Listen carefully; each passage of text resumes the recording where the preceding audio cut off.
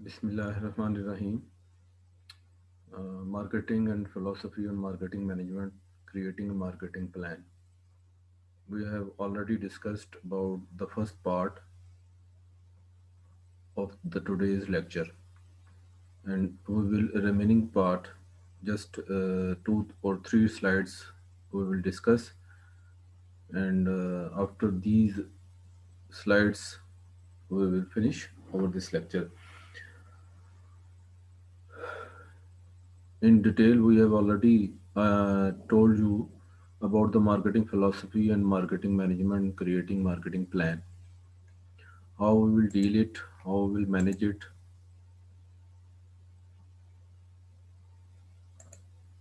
We discussed about the understanding strategic planning process, component of strategic planning, marketing, production, finance and human resources.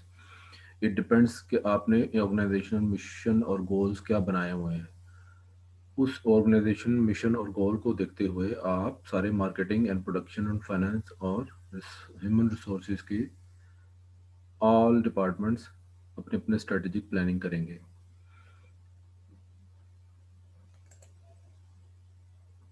Marketing strategy को देखते हुए marketing plan करते हैं।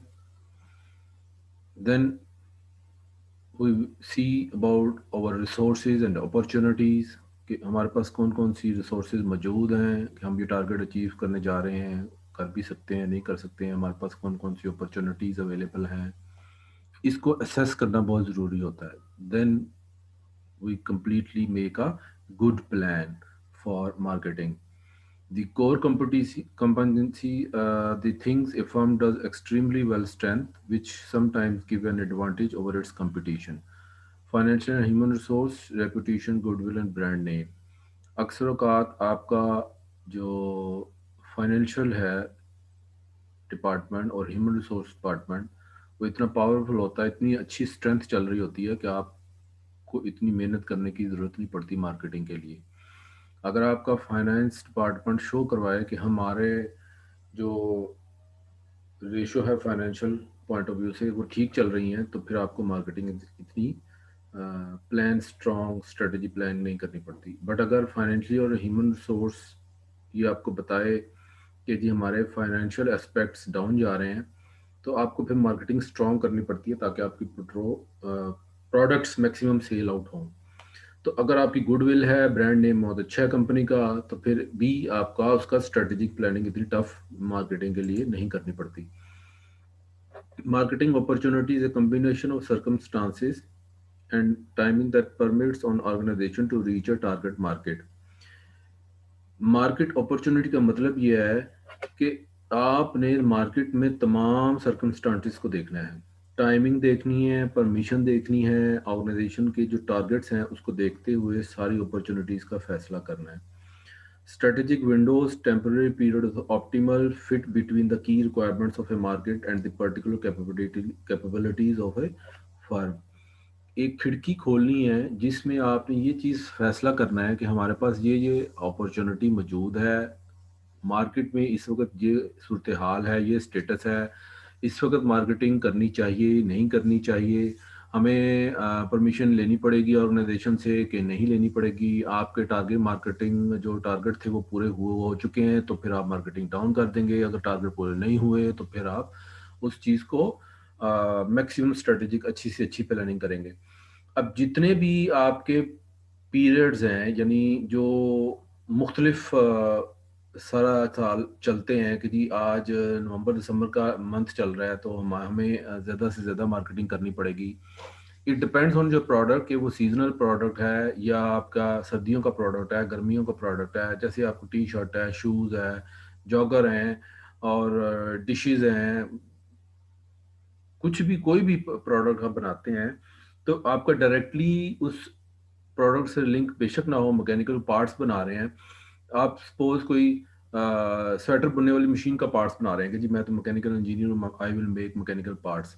Mechanical parts it depends कि जी वो एक sweater weaving की machine है, उसके लिए आप प्रिपेयर कर रहे हैं, मैन्युफैक्चरिंग कर रहे हैं। आप देखते हैं कि ये डिमांड मेरे पार्ट्स की जो है वो सर्दियों में ज़्यादा होती है, क्योंकि स्वेटर तो आपको पता है वीविंग वो सर्दियों के सीज़न में होती है। और गर्मियों में जब वो उनका प्रोडक्ट सेल नहीं होती तो वो मशीनें भी बंद होती हैं, और मशीनें बंद होने की वजह से आपका मैकेनिकल पार्ट्स भी कम सेल होता है। तो हर प्रोडक्ट के पीछे कोई ना कोई सीजन होता है। तो आपको टारगेटिंग मार्केटिंग के सीजन्स को, टाइमिंग को, सबको देखना होता है कि कौन कौन सी रिक्वायरमेंट्स हैं इस वक्त हमें चाहिए और कौन कौन सी रिक्वायरमेंट इस पर नहीं चाहिए। इन चीज़ों को ही असेस करना और अपने रिसोर्सेज और अपॉर्चुनिटीज़ को देखते हुए टारगेटेड मार्केटिंग को डील करना, ये ऑर्गेनाइजेशन से परमिशन लेके, टाइमिंग बहुत इंपॉर्टेंट है कि किस टाइमिंग में किस किस्म की स्ट्रेटेजिक प्लानिंग करें कि मार्केटिंग अच्छी से अच्छी हो।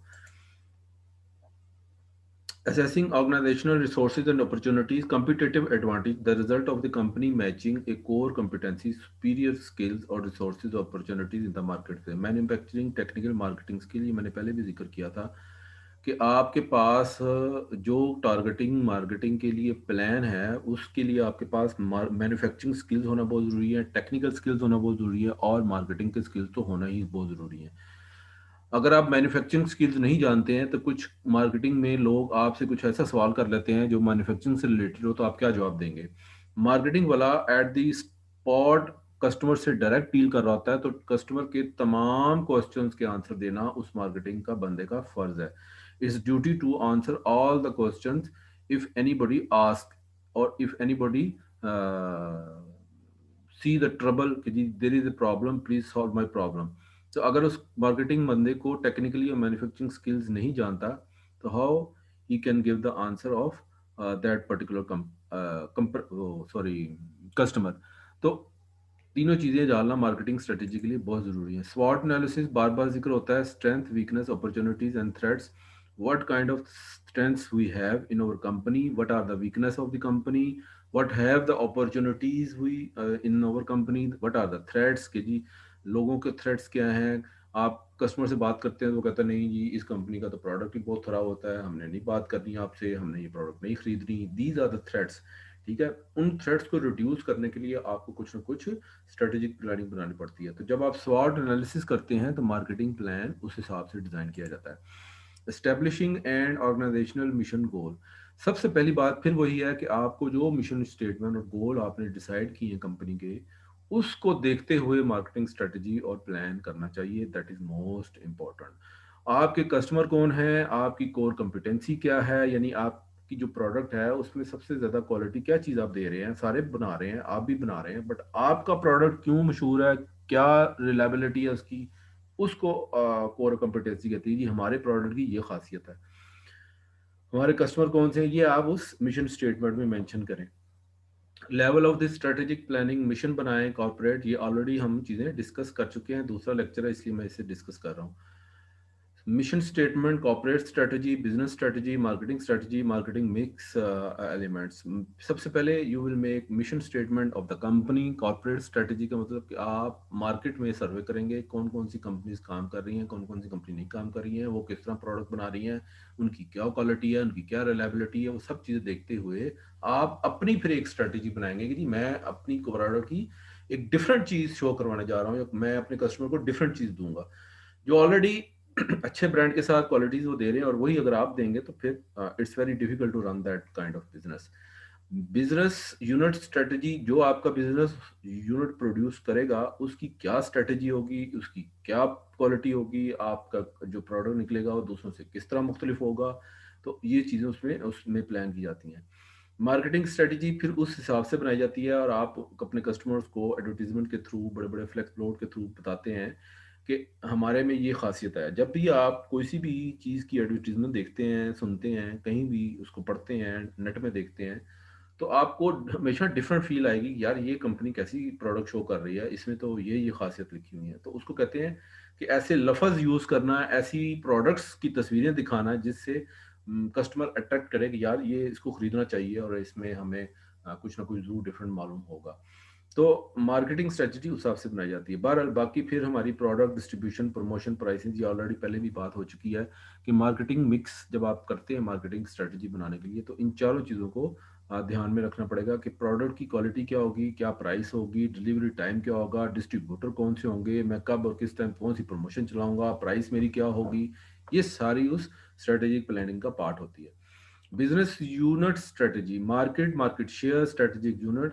जो आपके एसबीयूज हैं, जितने भी बिजनेस यूनिट्स हैं, जो आपकी डिवीजन है, पूरी प्रोडक्ट लाइन बना रही है, जो आपका प्रॉफिट सेंटर है बेसिकली, मार्केट में उसका क्या स्टेटस है, उसकी क्या क्लास है, विलिंगनेस लोगों की कितनी है उस बिजनेस के मतलब, लोग उसमें से कुछ चीज़ें परचेज करना भी चाहते हैं, नहीं चाहना चाहते हैं, मार्केट में आप के शेयर इस कंपनी के मार्केट में कितने हैं, ठीक है जी, आप लोग कंपनी किस के शेयर खरीदना पसंद करते हैं। अगर तो मार्केट में किसी अच्छी कंपनी के शेयर बार बार खरीदें तो इसका मतलब वो कंपनी बहुत अच्छी है, आपको बड़ी अच्छी और क्वालिटीज़ की प्रोडक्ट कहीं और से नहीं मिलती, सिर्फ आप इधर से ही खरीदते हैं, इसलिए लोग उसके शेयर भी खरीदना पसंद करते हैं।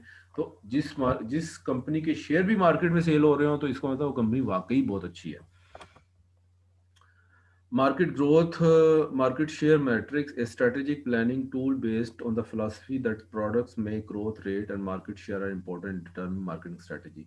Factors determining SBU product positions, product market growth rate, relative market share. मैंने इसे ऑलरेडी पहले ये डिस्कस कर दिया हुआ है कि मार्केट में हमारे बिजनेस का क्या ग्रोथ रेट चल रहा है। हमने 6 माह में सपोज पूरी 6 माह में 1 करोड़ रुपए का प्रॉफिट कमाया था, तो अगले 6 माह में अगर आप फिर 1 करोड़ कमाते हैं तो there is no growth rate. उसके बाद फिर अगला 6 माह आप देखते हैं कि मेरी क्या इनकम रही, आप कहते हैं जी मैंने 1 करोड़ 10 लाख कमाया है, तो फिर आप कहते हैं जी मैंने 10% मेरा ग्रोथ रेट चल रहा है। फिर आप कहते हैं जी अगले अगले 6 माह में फिर मेरा ग्रोथ रेट कितना जी, मैंने 1 करोड़ 20 लाख कमाया, फिर आप कहते हैं जी मैंने 10 लाख और मजीद इंप्रूव किया ग्रोथ रेट। ये ग्रोथ रेट होता है कि प्रोडक्ट कितना बढ़ रहा है, और सेल कितनी बढ़ रही है, आपका प्रॉफिट कितना इंक्रीज कर रहा है।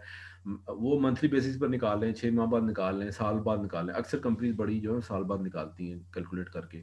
तो अगर ग्रोथ रेट कम हो रहा हो तो हम कहते हैं जी हमारी तो पिछले साल 2020 में या 19 में जब हमारी प्रोडक्ट सेल हुई तो हमने 1 अरब रुपया सपोज कमाया, इस दफ़ा हमने 90 करोड़ कमाया, तो 10 करोड़ का हमें नुकसान हुआ, हमारी ग्रोथ रेट कम रही है, तो हमें उस पर वर्किंग करनी चाहिए। क्या चीज़ कमी रह गई, मार्केटिंग कमी में कमी रह गई, तो ये उस बिजनेस यूनिट की स्ट्रेटजी बेसिकली होती है कि उसको आप किस तरीके से लेके चलते हैं। रिलेटिव मार्केट शेयर बहुत ज़रूरी है कि आप मार्केट में अपने शेयर अगर सेल कर रहे हैं या आपसे रिलेटेड चीज़ें जो कंपनी बना रही हैं, सेम लाइक आपके जो प्रोडक्ट्स हैं वो दूसरी कंपनीज भी बना रही हैं और उसके मार्केट में शेयर बहुत ज़्यादा सेल हो रहे हैं, तो इट मीन्स कि आपको बड़ी स्ट्रॉन्ग किस्म की बिजनेस स्ट्रेटजी बनानी पड़ेगी उस मार्केट शेयर के मुताबिक जो मार्केट में लोग पसंद करते हैं। इसको देखते हुए सारी चीजें जब डिस्कस कर ली जाती हैं, then you will make and you will create the marketing plan, the systematic process of assessing opportunities, resources, determining objective, defining strategies, establishing guidelines, implementation, control of the marketing program, whatever we have discussed right now, जितना भी बातें मैंने discuss की हैं, सारी की सारी हमारे क्या ऑब्जेक्टिव्स हैं, किस तरह हमने कंपनी को लेके चलना है, कितनी ग्रोथ बढ़ानी है, हमारी स्ट्रेटजीज क्या है, उसको डिफाइन किया गया है, गाइडलाइंस की इस्टेब्लिशमेंट कितनी है, इम्प्लीमेंटेशन प्लान कैसे होगा, ये सारी सारी उस मार्केटिंग प्लान का पार्ट होती हैं।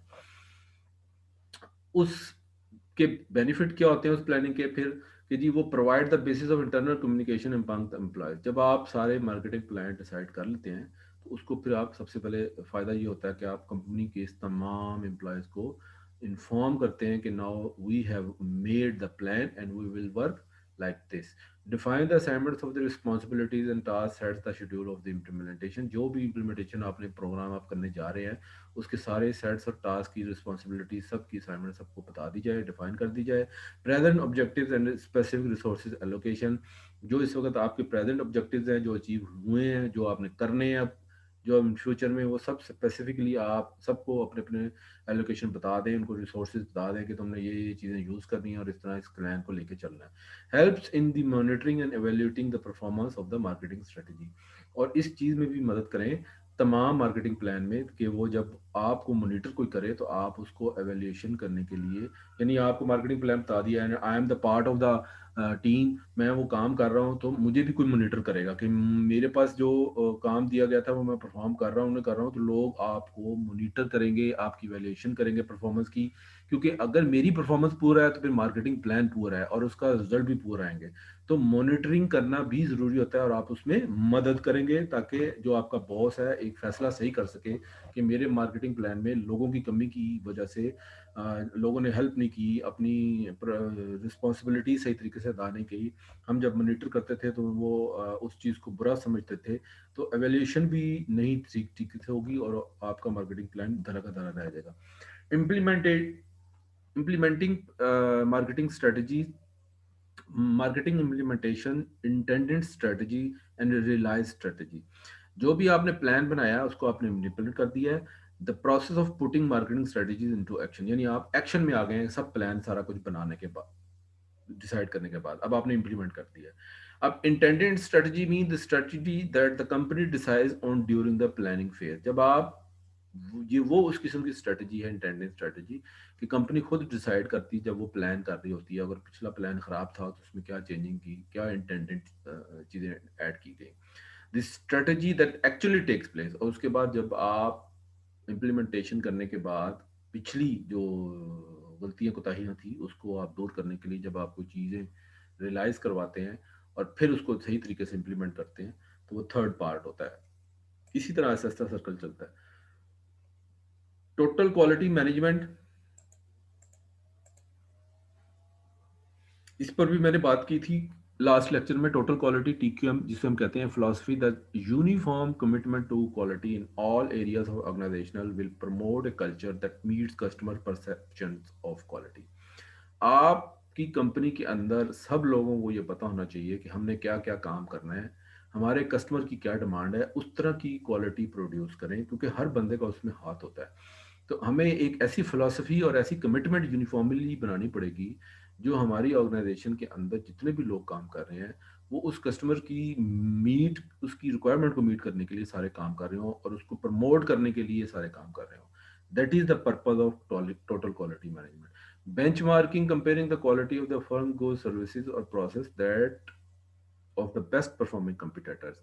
आप एक बेंचमार्क जरूर बनाएं कि मैं अगर ये काम कर रहा हूँ तो मेरे जो कंपिटेटर्स हैं वो क्या काम कर रहे हैं।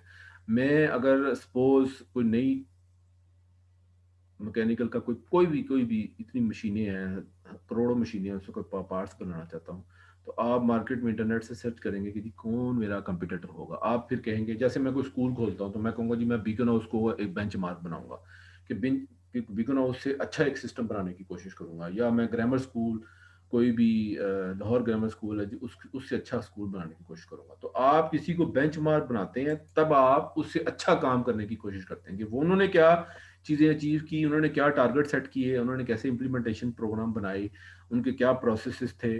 उस बेंचमार्क को आप सामने रख के चलते हैं कि इससे अच्छा मैंने काम करना है। आप ऐसा बेंचमार्क नहीं बनाते कि जो बिल्कुल ही डल हो, तो फिर आप एक हाई लेवल तक जो कंपनी है वहां तक कैसे पहुंचेंगे। तो बेंचमार्किंग का मतलब टोटल क्वालिटी फिर कैसे आती है, जब आप कोई बेंच मार्क कर लेते हैं तो आप फिर आइडिया लगाते हैं कि जी ये अब मेरा एक टारगेटेड फर्म है, मैंने इसे अच्छा काम करके अच्छा अचीव करके अच्छा टारगेट अचीव करके दिखाना है और अपने कस्टमरों को कायल करना है।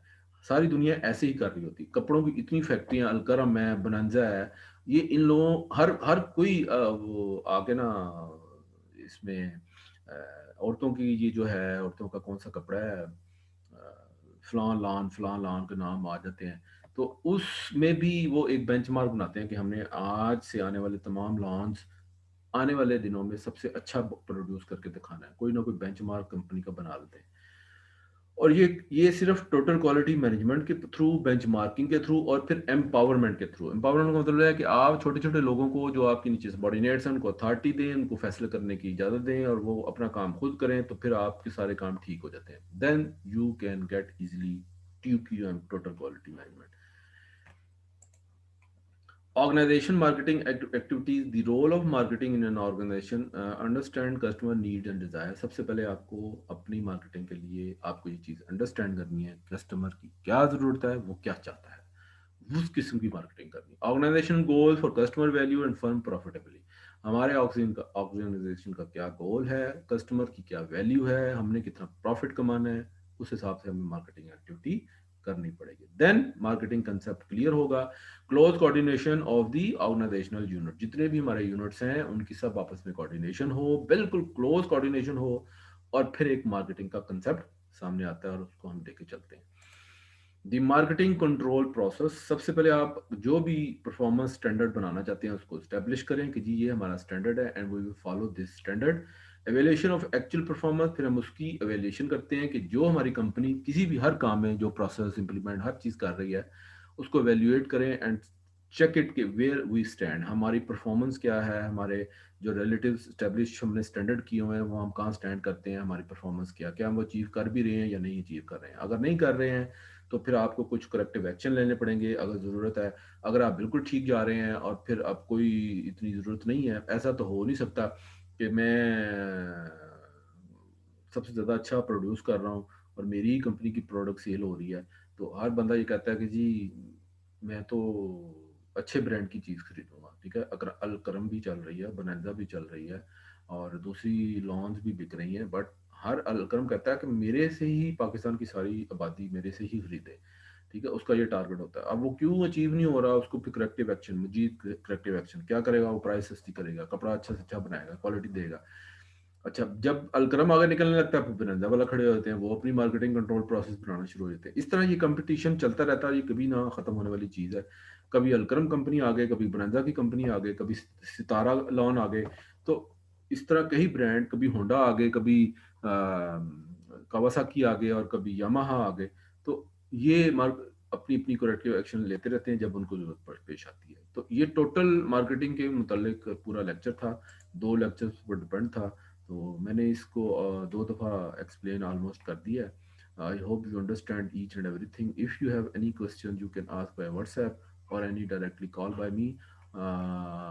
अटेंडेंस मुझे सलमान भेज देगा। Thank you.